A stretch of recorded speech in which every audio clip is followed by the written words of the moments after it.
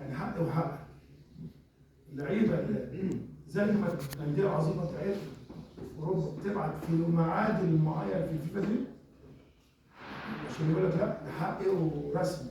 انا نفس الشيء لما يجي معادل الفيفا دي اللعيبه بتاعتي اخدها لو انا حتى معسكر ويندي فالفيفا دي من ناحيه الناس اللي بتبقى الحته المدنيه دي توصل عليها الانديه مش انا. لان انا زي ما قلت حضرتك بتجي لي قبل الماتش بيومين هعلي بدني ازاي واقلل ازاي واعمل ايه؟ ده انا بعمل تكتيك.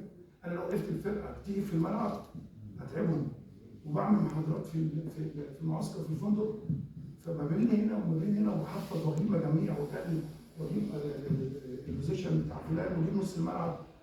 فده اللي انا بدور عليه بعمل عليه بحفظ شغل غير شغل المدربين في الانديه او طريقه انا تخصني لكن ما اقدرش اعلي بدني. البدني يسال عليه الانديه مش انا.